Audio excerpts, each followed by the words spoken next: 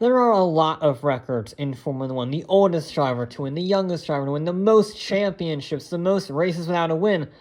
But there is one unique record that nobody has been able to touch. Winning in a car of your own design. Only one man has ever done that, and his name was Jack Brabham.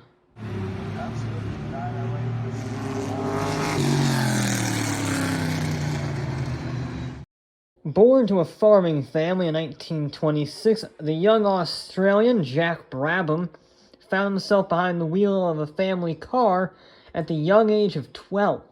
And by 15, he had begun studying as a mechanical engineer while working at his garage. He was a skilled mechanic, starting his own business selling motorcycles that he fixed up, before joining the Australian Air Force in 1944, being discharged in 1946. And that really should have been the story of Jack Brabham. He was perfectly content with working at his own small repair shop. Until an American arrived.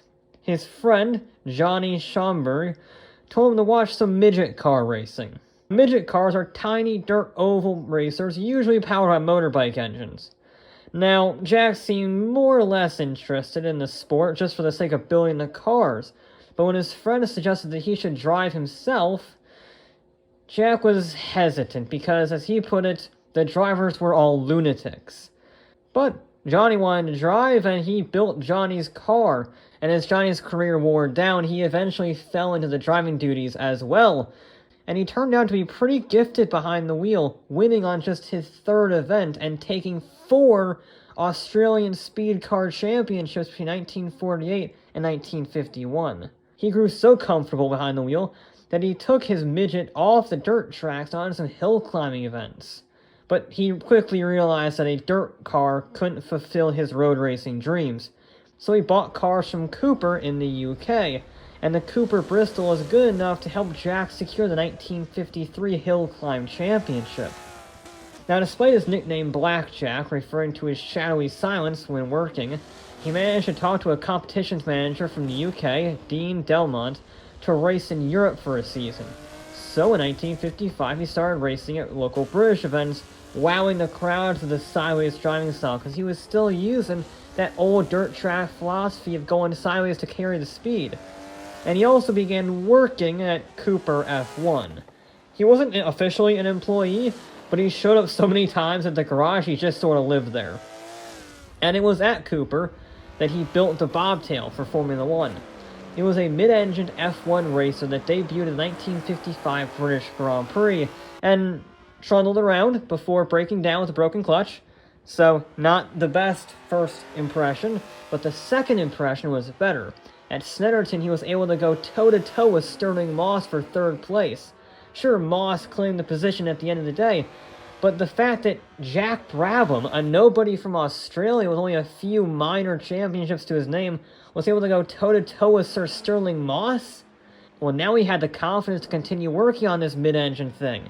And at a 1955 Australian Formula Libre race, it scored his first victory, so he permanently moved to the United Kingdom and raced for Cooper in sports car racing and Formula 2, scoring a third in class in the 1957 24 Hours of Le Mans.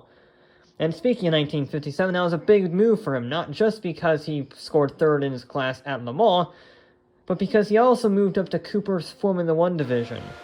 Unfortunately, they were working out of a garage and were no match for the better-funded Italian teams, and he physically had to push his car to 6th position at Monaco. But ever persistent, Jack did not give up and began using that mechanic skill in full while developing the Cooper T43. It wasn't very powerful, with just a 1.5-liter Climax 4-cylinder, but it weighed just 1,060 pounds. And the mid-engine layout not only allowed for better weight distribution, but it also allowed the nose to be much more aerodynamic, thus negating some of that horsepower disparity. And in 1958, privateer versions of the T43, driven by Sterling Moss and Maurice Trinigant, won in Argentina and Monaco respectively, the first Formula One wins ever for a mid-engine car, starting the mid-engine revolution, which led Enzo Ferrari to remark that the horse pulls the cart, not pushes it, But Enzo's arrogance was just a symptom of a low-budget British team driven by some Australians putting up a serious championship fight in 1959. The season was a three-way battle between BRM's Sterling Moss, Ferrari's Tony Brooks, and Cooper's Jack Brabham. All three of them went into the final round of the season capable of winning, with each driver scoring 2 wins apiece. And the final round, the US Grand Prix, was won by Bruce McLaren. Tony Brooks took third, Sterling Moss retired with transmission issues, and Jack Brabham once again pushed his car across the line in 4th position, having run out of fuel. But he still scored 4th, and therefore he won the championship by 4 points. His win, along with Cooper's other drivers, gave Cooper their first Constructors' title. The Garagistas had just beaten Enzo Ferrari.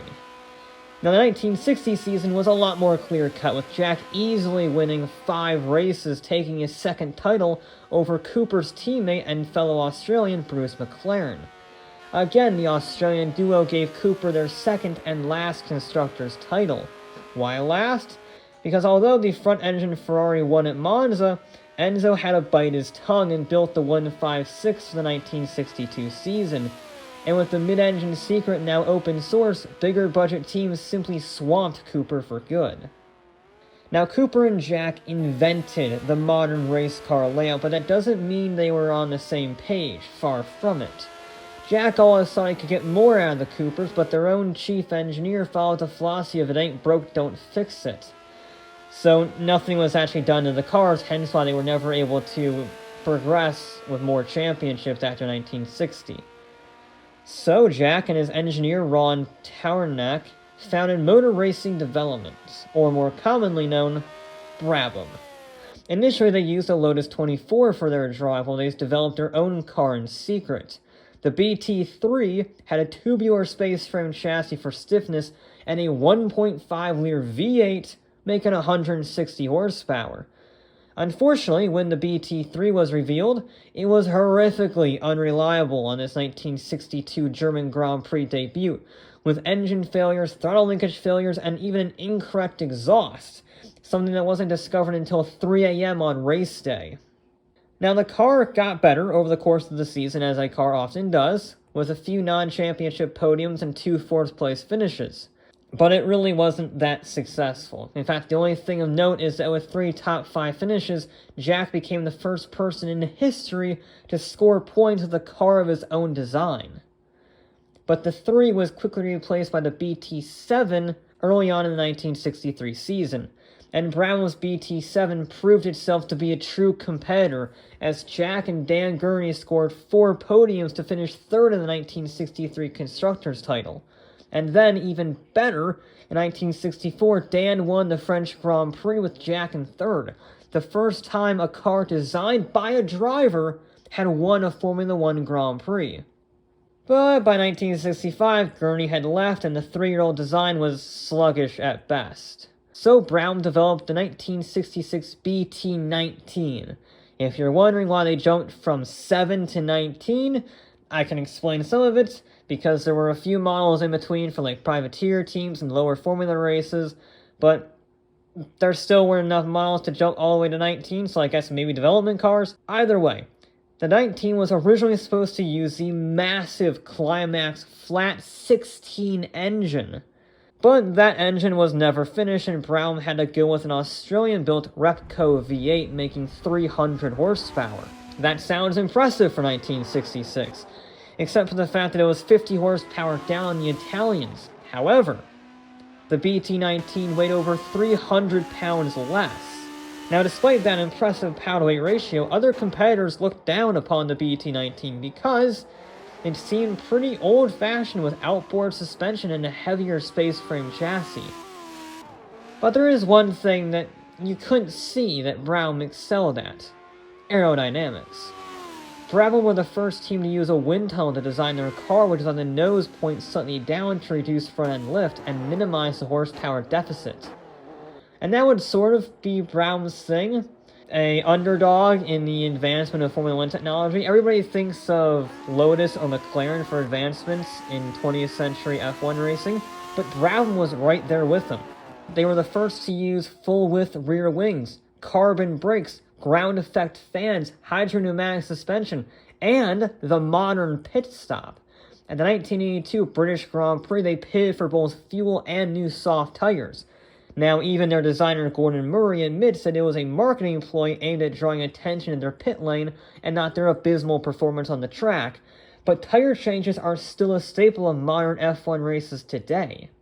And because of this philosophy of innovation, the outdated BT19 scored 6 race wins to take Jack's 3rd driver's title and back-to-back constructors' titles in 1966 and 1967. To this day, Jack remains the only driver to ever win the World Championship in a car of his own design. And he almost was a 4-time champion. He lost the 1967 title by 5 points to his teammate Denny Hulme, even though he never scored pole position. After 1967, Jack was never as competitive as he once was. But, to be fair, when he won his last race, the 1970 South African Grand Prix, he was just 26 days shy of his 44th birthday. That makes him one of the oldest Grand Prix winners in history. And again, in the 1970 season, he retired from racing, except for the odd Bathurst 1000, and remains as the most successful Australian racing driver in history, passing away in 2014. But the Brabham story was not done with his retirement. In 1972, Brabham F1 was sold to Bernie Ecclestone. But their first season was solidly meh, scoring 7 points as the best of the worst. But Bernie's a smart guy, and he reversed the team's fortunes in 1973 by hiring the great Gordon Murray as chief engineer. The BT-42 helped Brabham secure 4th overall in 1973, and then the BT-44 secured Brabham's first win since Jack's 1970 season opener. Carlos Reutemann would go on to win 3 races that season, but a string of retirements relegated him and the team to 6th and 5th place respectively in their championships. But the 44 continued to impress as consistency gave Brabham 2nd overall in the Constructors' title. And then there was another decline in performance, with the only bright spot being the 1978 Swedish Grand Prix. The BT-46B was an evolution of the Lotus 78's ground effect concept. Now, Lotus was having a problem keeping a consistent vacuum between the floor skirts and the track. Murray then reasoned, why don't we install a fan on the car to mechanically deliver that suction instead of relying purely on science? So, under a false pretense of engine cooling, the BT-46B got a massive fan attached to the back of it. This was more than enough to counter the Lotus ground effect, but all other teams immediately called bull on the legality of such a car, with drivers complaining that it threw debris at them. Regardless, it was allowed to compete, and after an oil spill halfway through, nobody could touch their driver Niki Lauda. With the fans providing guaranteed grip even on the oil, the 46B won with ease. Now that pissed everybody off, and although the car was legal, it put Bernie in a difficult situation. The year prior, he had become the president of the Formula One Constructors Association, and racing with a sneaky car as the president of FOCA puts a conflict of interest target right on your back. So he agreed to never race the car again, and fans were eventually banned in Formula One. Instead, Brown made their own ground effects car, the BT-49, and in a twist of fate, like Cooper, Lotus's once secret ground effect system was out in the open, and they were overpowered by bigger teams, including Brabham, whose 49 was so good that they used updated versions of it for 3 years. Nelson Piquet won 3 races in 1980, finishing 2nd in the Drivers' Championship. But he wouldn't have to wait long, as he won the Drivers' title in 1981 by just 1 point over Carlos Reutemann. Although his teammates severely underperformed and Brown could only get 2nd in the Constructors' Championship, well off the pace of overall Williams. Piquet won again in 1983 as Brown adopted well to the ground effects ban, but again his teammate could only score 13 points over the whole season, with Brown again scoring a distant 3rd overall. Then the 2-time champion took Brown's last wins in 1984, and he left the team in 1985.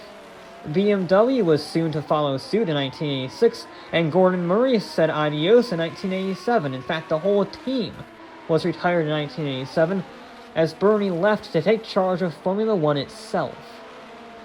Now, the team was hired by Alfa Romeo in 1988, but not to build an F1 car.